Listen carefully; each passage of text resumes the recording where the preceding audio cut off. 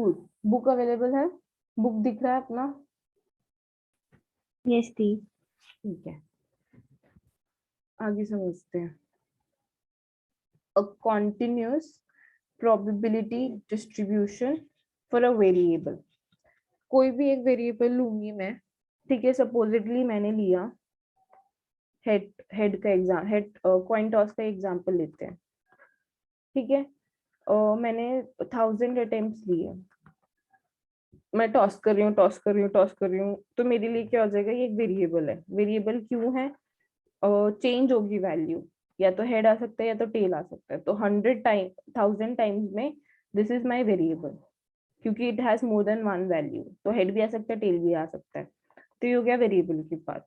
अभी जब मैं प्रोबेबिलिटी की बात कर रही हूँ, जो हमने पढ़ा कि सपोजिटली मैंने यहाँ पे प्लॉट किया, ठीक है, अपने सारे अटेम्प्ट प्लॉट किए, और मैंने यहाँ पे प्लॉट किया उसकी प्रोबेबिलिटी। मैंने बोला कि 1000 में से कितनी बार मेरा हेड आएगा, उसकी प्रोबेबिलिटी क्या है। तो जब इसको प्लॉट करना शुरू किया, अच्छा चलो मैंने 10 बार अटेम्प्ट किया, कॉइन टॉस किया, कितनी आई मेरी, उसकी प्रोबेबिलिटी क्या है हेड आने की, उसका कुछ फिगर आएगा। मैंने 50 बार किया, मैंने 100 बार किया, मैंने 1000 बार किया, ऐसे करती गई, ठीक है, इनफिनाइट नंबर ऑफ अटेम्प्ट लिए मैंने। तो मेरे जब मैं ये अपने जो पॉइंट्स आएंगे ना प्रोबेबिलिटी के, उनको अगर मैं ज्वाइन करूंगी तो मेरा ऐसा कुछ कर्व बनेगा। उसी को बोल रहे हैं कॉन्टिन्यूस। कॉन्टिन्यूस मतलब कितने भी अटेम्प्ट्स पे आप चेक करो, आपको एक प्रोबेबिलिटी तो मिलेगी। कॉन्टिन्यूस स्केल है प्रोबेबिलिटी का, ठीक है, this is continuous scale. Continuous probability मतलब जो ये वाई एक्सिस पे है, मैं प्रोबेबिलिटी डिफाइन कर रही हूँ अपने इवेंट के होने की।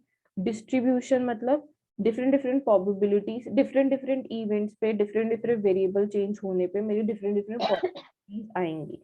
तो उस डिस्ट्रीब्यूशन को मैं बोल रही हूँ नॉर्मल प्रोबेबिलिटी डिस्ट्रीब्यूशन। ये क्लियर है? डेफिनेशन, डेफिनेशन में सब पूरा कॉन्सेप्ट है।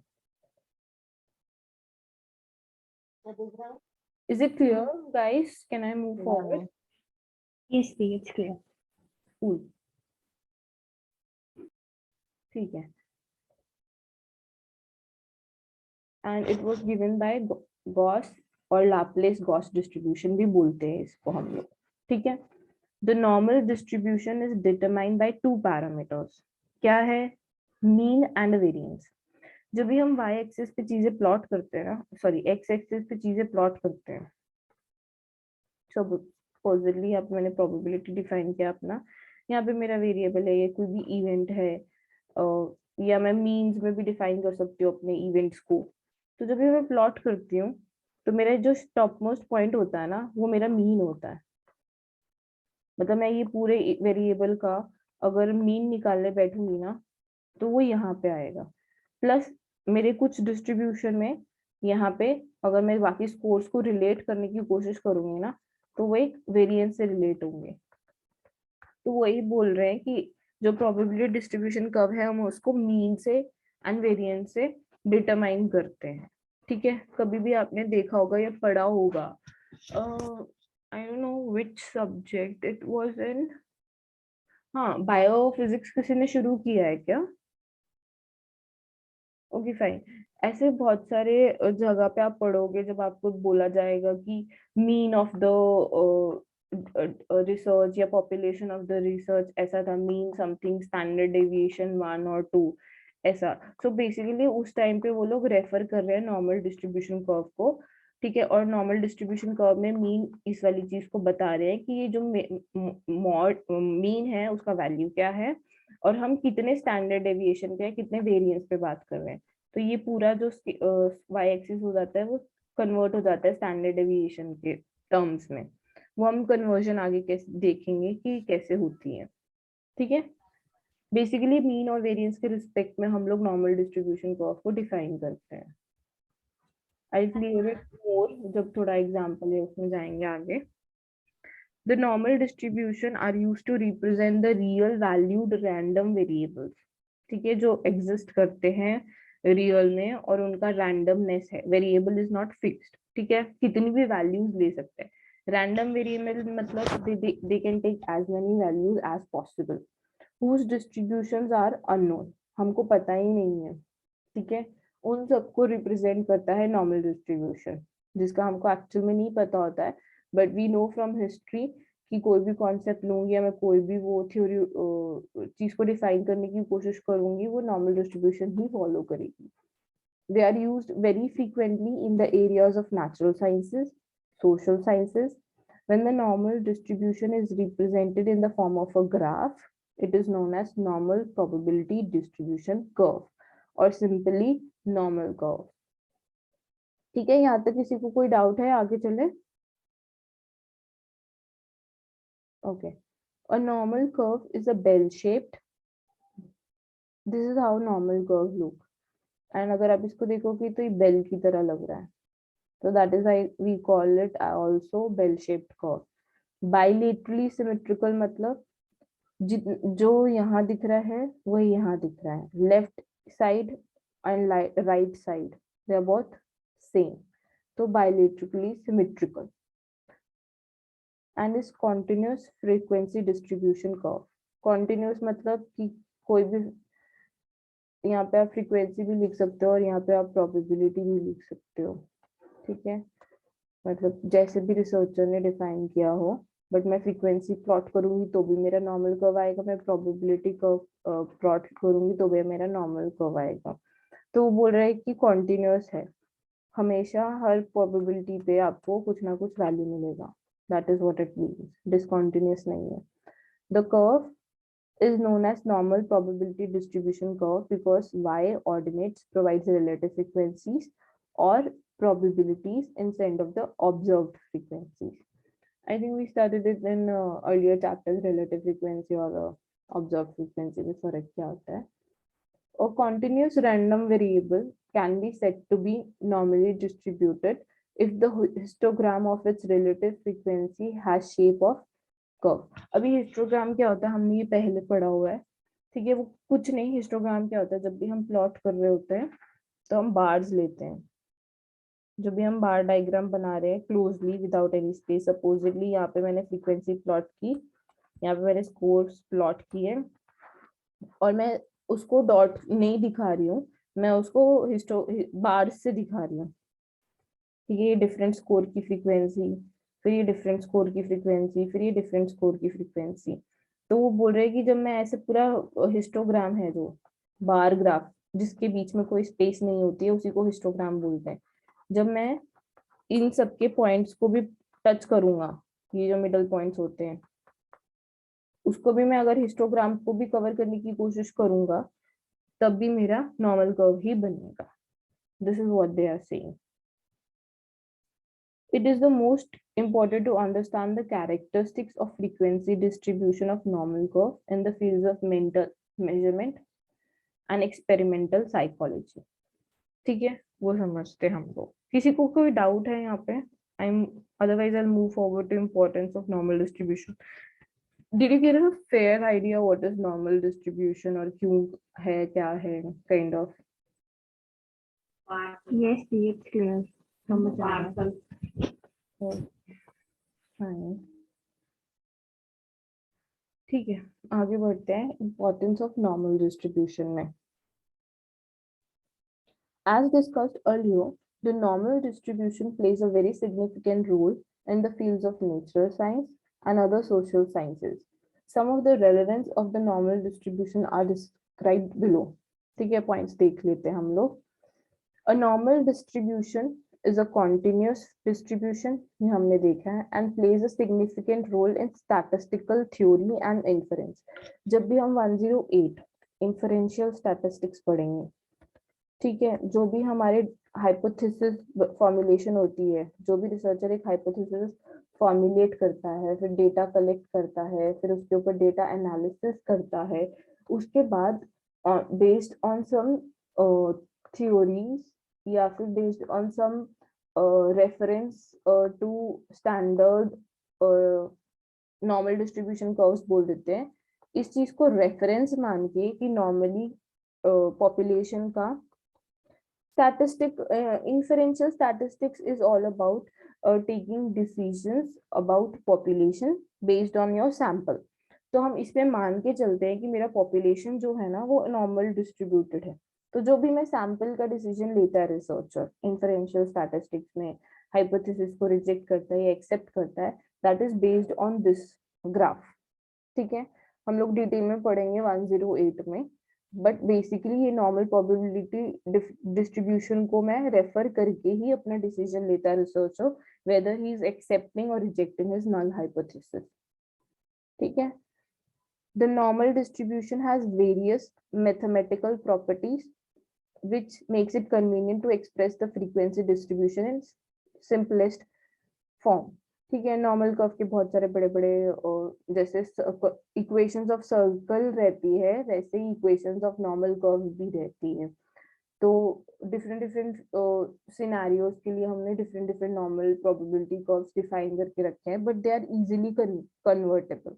तो मैं अपने फ्रीक्वेंसी डिस्ट्रीब्यूशन को सिंपलेस्ट फॉर्म्स में भी कन्वर्ट कर सकती हूँ। उसमें जितने भी मैथमेटिकल प्रॉपर्टीज होती हैं अपने नॉर्मल कर्व में, प्लस माइनस डिवीजन एडिशन सब मैं कर सकती हूँ। ठीक है, that makes it convenient for us to express frequency distribution in simplest form. This is what they are mean here. It is useful method for sampling distribution. जैसे हमने अभी एग्जांपल दिया था, मैं हेड और टॉस वाले उसको करूंगी, सैम्पलिंग करने की कोशिश कर रही हूँ पॉपुलेशन में से। ये भी 108 में विल कवर इन डिटेल कि जब भी हम लोग एक रिसर्चर अपना डेटा कलेक्ट करता है तो उसको पता रहता है कि हाँ चलो मेरा जो पैरामीटर है, जो वेरिएबल है, मैं नॉर्मल प्रोबेबिलिटी को फॉलो करता है। ठीक है, उसकी वजह से अपने वो कुछ टेस्ट्स होते हैं उसके डेटा एनालिसिस के, वो डिफाइन करता है। अगर नॉर्मल प्रोबेबिलिटी कर्व नहीं फॉलो करता होगा वेरिएबल तो डिफरेंट टेस्ट करने पड़ेंगे। तो ये सब जो है सैम्पलिंग में हमको हेल्प करते हैं। नॉर्मल प्रोबेबिलिटी अगर रिसर्चर को पता है कि हाँ नॉर्मल कर्व है तो उस हिसाब से वो अपनी सैम्पलिंग वैम्पलिंग करेगा, डेटा एनालिसिस करेगा, टेक्निक्स चूज करेगा अपनी सब। Many of the variables in behavior sciences like weight, height, achievement, intelligence have distribution approximately like the normal curve.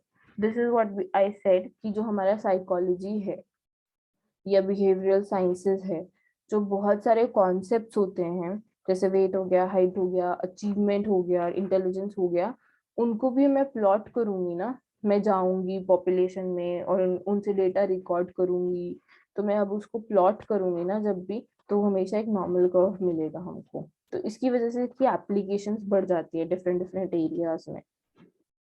Normal distribution is necessary component for many of the inferential statistics जो हमने पढ़ा। ठीक है, Z test, T test, F test, ये सब हम लोग 108 में करेंगे। These are all part of inferential statistics. Normal distribution curve नहीं होगा तो ये हम लोग कर भी नहीं पाएंगे। It is that important in inferential statistics. आगे बढ़े, किसी को इम्पोर्टेंस पे कोई डाउट है? कोई डाउट है? Otherwise I be just like, I know my speed is bit high, but in case you guys are not asking me, then I'm assuming that you're understanding everything, so I'll go on my at my own pace. किसी को कोई doubt है, or should I proceed further? Yes, you can proceed further. Properties. Fine. Anyways, properties of normal distribution curve. ठीक है, क्या क्या characteristics या क्या क्या फीचर्स होते हैं नॉर्मल डिस्ट्रीब्यूशन कर्व के, उसको डिफाइन किया गया है यहाँ पे। As discussed earlier, the representation of normal distribution of a random variable in graphic form is known as normal probability distribution curve. The following are the properties of the normal curve. क्या है? It is a bell-shaped curve which is bilateral symmetrical. Bilateral symmetrical मतलब कि अगर मैं ये axis लूं तो ये मेरे बाइलेट्रिकल हो जाएगा और इसके अगेंस्ट मेरा जो भी लेफ्ट पे इमेज है वही राइट पे इमेज बनेगी। That is what we refer to bilaterally symmetrical. Has continuous frequency distribution, ये हमने समझ लिया पहले ही। It is a continuous probability distribution for a random variable, ये भी समझ लिया। It has two half, right, left, and the value of mean, median, mode, which is same. ये वाला जो पॉइंट होता है सेंटर का, यही मीन है, यही मीडियन है, यही मूड है, ठीक है। They coincide at the same point at the middle of the curve, ये भी ठीक है। The normal curve is asymptotic, that is it approaches but never touches the x-axis as it moves farther away from the mean. asymptotic का क्या मतलब होता है, कुछ कर्व्स क्या होते हैं जैसे इंफिनिटी को टेंड करते हैं and they tend to reach infinity but they never touch the x-axis, उनको बोलते हैं asymptotic, ठीक है। it will always try to reach x-axis but it will never touch the x-axis, ऐसे वाले कर्व्स को बोलते हैं हम एसिम्प्टोटिक। ये एक्स एक्सिस में भी सेम होगा, वाई एक्सिस में भी सेम होगा। अगर मैं suppositely it's not based on X axis और Y axis but it is based on more of a fact कि वो एक्सिस को टच टेंड करेगा but it will never cut और टच दिए दैट एक्सिस, उसको ही बोलते हैं एसिम्प्टोटिक। तो यहाँ पे जो अपने नॉर्मल कर्व रहेगा, ये दोनों एंड से इंफिनिटी तक जाओगे तो वो कम होती रहेगी, टच करने की कोशिश करेगा एक्स एक्सिस को बट कभी कर नहीं पाएगा, ऐसे वाले कर्व्स को बोलते हैं, ठीक है। The mean lies in the middle of the curve and divides the curve into two equal halves. The total area of the normal curve is within, okay, ये हम लोग आगे पढ़ेंगे, इस वाले पार्ट को अभी के लिए स्किप कर सकते हो। जब हम लोग स्टैंडर्डाइजेशन करेंगे, नॉर्मल डिस्ट्रीब्यूशन कर्व को हम लोग जेड स्कोर्स में कन्वर्ट करते हैं, तो वो वाला पॉइंट बता रहे हैं कि जो जेड स्कोर होगा प्लस माइनस 3 सिग्मा मतलब स्टैंडर्ड डेविएशन। यहाँ पे मीन पे मैं अपना, let me just take another page, जैसे ये है, यहाँ पे मैं अपना मीन डिफाइन करती हूँ विच इज 0, ठीक है। Supposedly in this case it is 0 और मेरा स्टैंडर्ड डेविएशन जेड स्कोर्स में मैं इसको कन्वर्ट कर दिया। मेरा जो नॉर्मल प्रोबेबिलिटी डिस्ट्रीब्यूशन कर्व था उसको मैंने जेड स्कोर्स में कन्वर्ट कर दिया। जेड स्कोर्स क्या होते हैं मैं बताती हूँ आगे। तो उसका मीन जो आएगा वो 0 आएगा और यहाँ पे हमारे स्टैंडर्ड डेविएशन प्लॉट होते हैं उस केस में। तो वो ये कहना चाहते हैं कि जब जेड स्कोर, यहाँ पे जेड स्कोर है, Z score plus minus 3 standard deviation में होगा, सिग्मा मत भी बोलते हैं यहाँ पे, उतने में मेरा पूरा एरिया कवर हो जाएगा विच इज, उन्होंने वैल्यू दे रखा है total area of the normal को, एरिया इसी में कवर हो जाएगा प्लस माइनस 3 स्टैंडर्ड डेविएशन में, ठीक है। उतना मेरे में 100% एरिया कवर हो जाएगा। The area of unit under the curve is said to be equal to 1। Probability है, हम लोगों ने वाई एक्सिस पे प्रोबेबिलिटी डिफाइन किया है ना। तो उसके अंदर अगर मैं एरिया लूंगी तो it always come out to be 1, उससे ज्यादा नहीं हो सकता है क्योंकि प्रोबेबिलिटी के मैक्सिमम जो प्रोबेबिलिटी वैल्यू ले सकता है वो 1 ही हो सकता है, ठीक है। फिर standard deviation variance mean is, अच्छा ठीक है, ये जेड स्कोर में हम समझेंगे, this is for Z score, तो इसके लिए अभी भी स्किप करो इसको। At the points where the curve changes from curving upward to curving downward are called inflection points.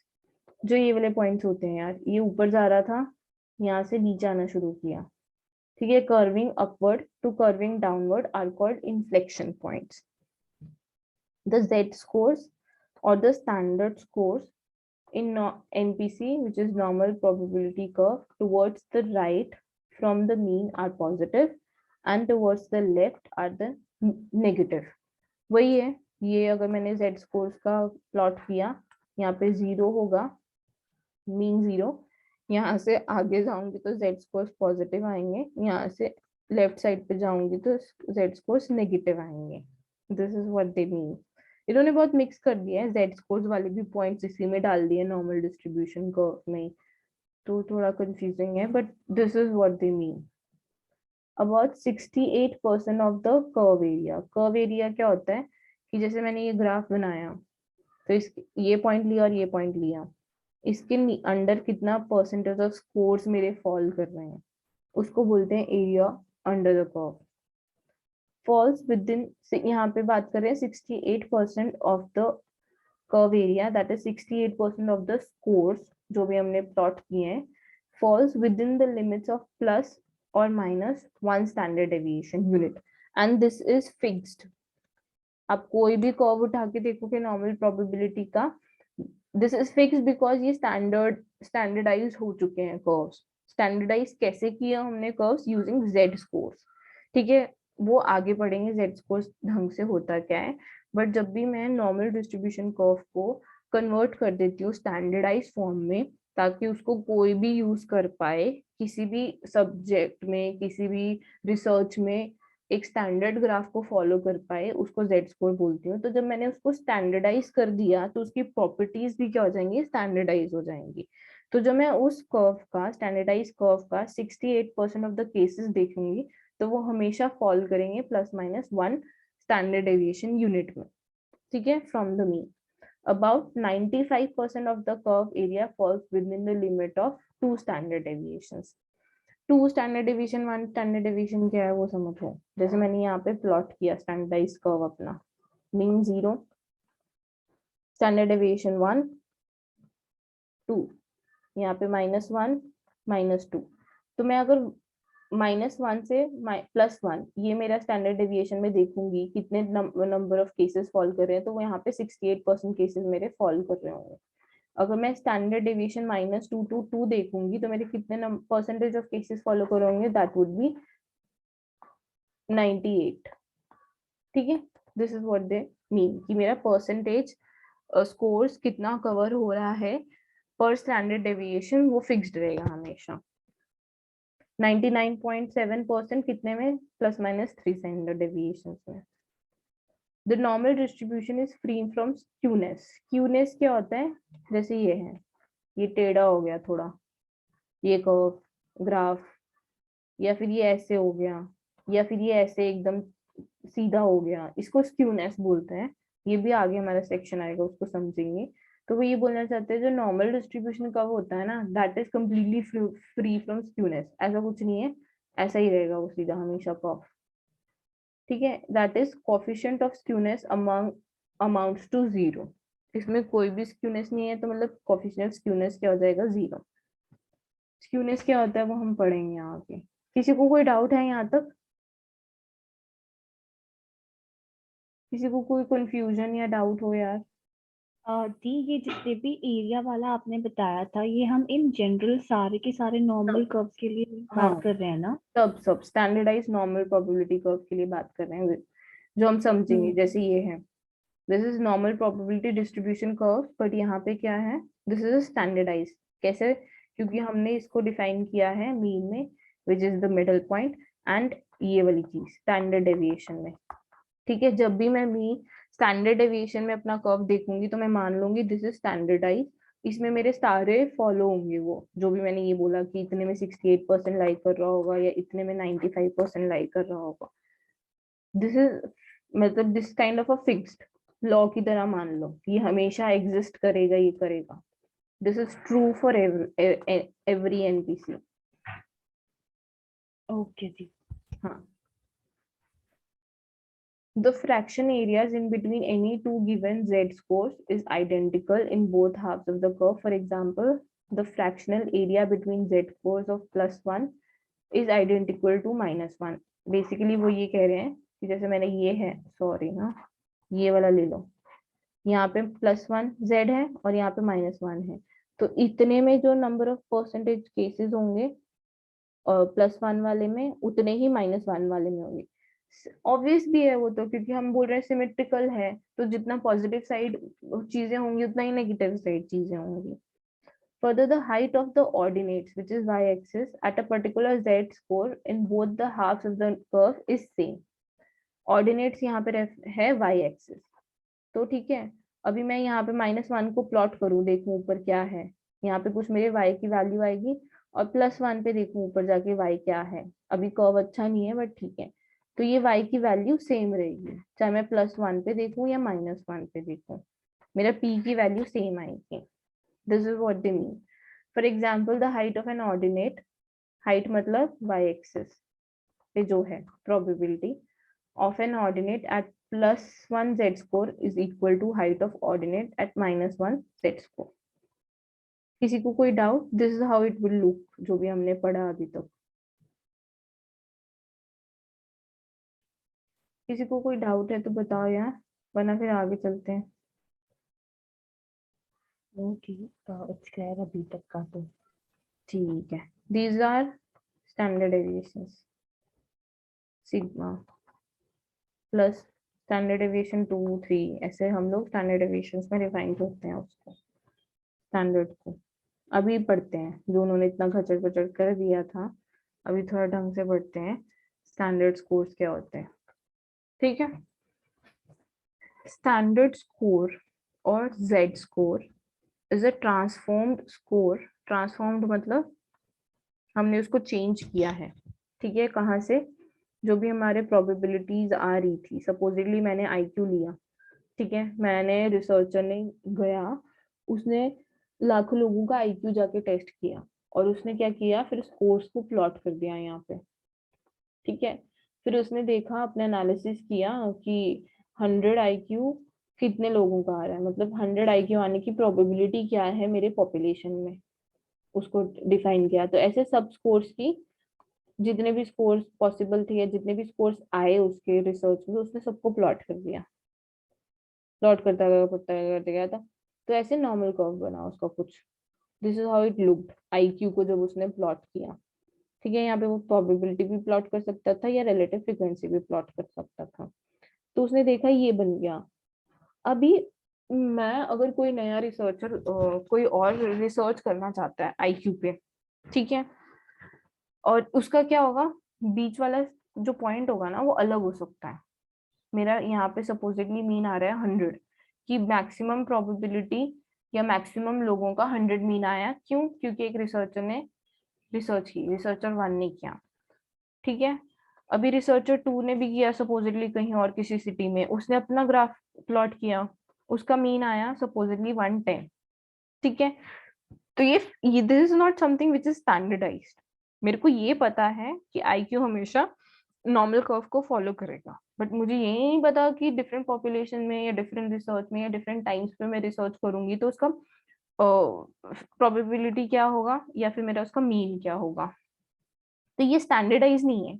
अब कोई रिसर्चर तीसरा कुछ भी डिसीजंस लेना चाहता है या कुछ भी रिसर्च करना चाहता है बेस्ड ऑन आईक्यू, तो उसके पास कोई रेफरेंस ही नहीं है, मैं इसको यूज करूं, मैं इसको यूज करूं, मैं किसको सच मानूं। 100 रिसर्चर्स ने अपने 100 ग्राफ्स दिए हुए हैं, तो बोलता है कि ये तो बहुत कचड़ा है, ये स्टैंडर्डाइज नहीं है। मान लिया आईक्यू नॉर्मल को फॉलो करता है, but there is no standardisation. कोई कुछ भी अपनी वैल्यू दे रहा है मीन की, तो उन्होंने बोला कि उसको ट्रांसफॉर्म करने पड़ेंगे स्कोर्स को। जो भी ये स्कोर्स हैं एक्स एक्स एक्स एक्सिस पे, उसको उन्होंने ट्रांसफॉर्म किया। ट्रांसफॉर्म किसमें किया? जेड स्कोर्स में। जब भी हम जेड स्कोर्स में ट्रांसफर कर देते चीजों को, we are using mean, standard deviation और ऐसी सब चीजें यूज कर रहे हैं, तो उसको हम मानते हैं कि स्टैंडर्ड है। मैं अगर 1 स्टैंडर्ड डेविएशन बोल रही हूँ तो 1 standard deviation would remain 1 standard deviation, चाहे रिसर्चर 1 रिसर्च करे या रिसर्चर 2 रिसर्च करे या रिसर्चर 3 रिसर्च करे या 100 रिसर्चर रिसर्च करें। जो मैंने यहाँ पे स्टैंडर्ड डेविएशन डिफाइन कर दिया कन्वर्ट करके उन स्कोर्स को, ठीक है, तो मेरा 1 स्टैंडर्ड डेविएशन दुनिया में कोई भी उस ग्राफ को देखे उसका मतलब वही रहेगा। ठीक है, दैट इज हम उसको ट्रांसफॉर्म करते हैं, which shows the number of standard deviation units by which the value of observation, raw scores को कन्वर्ट किया ना हमने, उसको ही बोल रहे हैं, इज द अबव और बिलो द मीन। इतनी सी बात समझ आई किसी को? ये क्या है, स्टैंडर्डाइजेशन क्यों करना पड़ रहा है, और स्टैंड जेड स्कोर क्या है यहाँ पे? क्वालिटेटिवली समझ आया, मैथमेटिकली अगर नहीं समझ आया तो ट्रांसफॉर्मेशन कैसे हो रहा है? यस दी। कूल, ठीक है। The standard score helps in determining the probability of a score in the normal distribution. It also helps in comparing the scores from different normal distributions.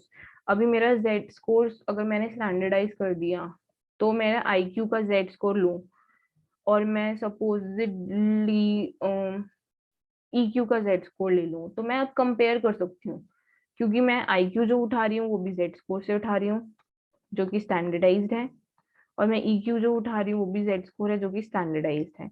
तो मैं अब इन दोनों को कंपेयर कर सकती हूँ या कोरिलेट कर सकती हूँ कि IQ ज्यादा होने से EQ कम होता है या ज्यादा होता है। सो बेसिकली मैं दो स्टैंडर्ड चीजों को हमेशा कंपेयर कर सकती हूँ। This is what they mean. तो जेड स्कोर्स में कन्वर्ट करने का, रो स्कोर्स को जेड स्कोर्स में कन्वर्ट करने का बेनिफिट मेरा ये है कि एक स्टैंडर्ड बन जाता है and I can do my further research work, या फिर मैं कंपैरिजन बिटवीन डिफरेंट डिस्ट्रीब्यूशन या डिफरेंट कॉन्सेप्ट्स कर सकती हूँ। ठीक है, इतना क्लियर है। कॉन्सेप्ट ऑफ स्टैंडर्ड स्कोर हम लोग नेक्स्ट टाइम करेंगे। प्रॉपर्टीज करना है, यूसेज करना है, देन कैलकुलेशन आएगा, उसके बाद खत्म हो जाएगा। So this will cover in next lecture. किसी को इसमें डाउट है जितना भी आज हमने पढ़ा है? एनीबॉडी, कोई डाउट और should I and the class? Know the, अभी नहीं है, एक बार खुद से रीड करके फिर आपसे मैं पूछ लूंगी। Cool, cool, that makes sense. चलो, okay, bye bye, see you next time guys. By the.